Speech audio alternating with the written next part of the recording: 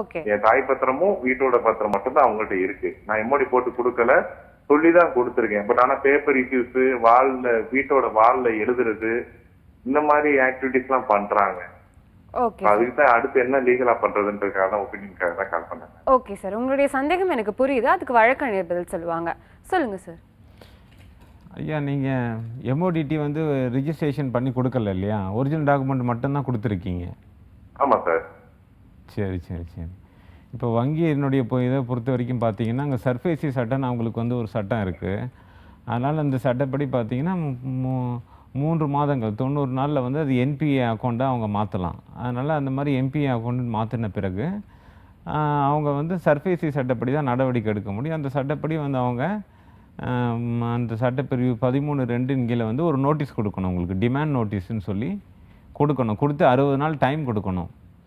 அந்த 60 நாள் டைமில் வந்து நீங்கள் வந்து பேமெண்ட்டை வந்து பண்ணி அதை வந்து திரும்ப நான் ரெகுலரைஸ் பண்ணிடுறேன்னு சொல்லி நீங்கள் பண்ணலாம். அதனால் உங்களுக்கு வாய்ப்பு இருக்குது. அவங்க உடனடியாக வந்து வீட்டெல்லாம் விற்க முடியாது.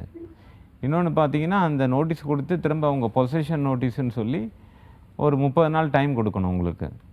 அதை சர்ஃபேசி சட்டப்படி பார்த்தீங்கன்னா 13(4) அந்த நோட்டீஸ் அவங்க கொடுத்தாகணும்.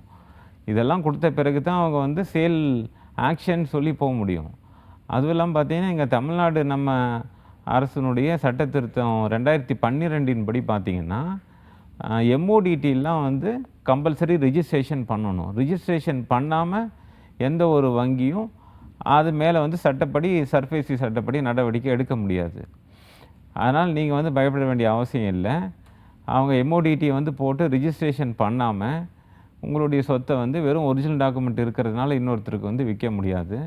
அதுக்கு சட்ட வழிமுறை நிறைய இருக்குது. உங்களுக்கு டைம் இருக்குது.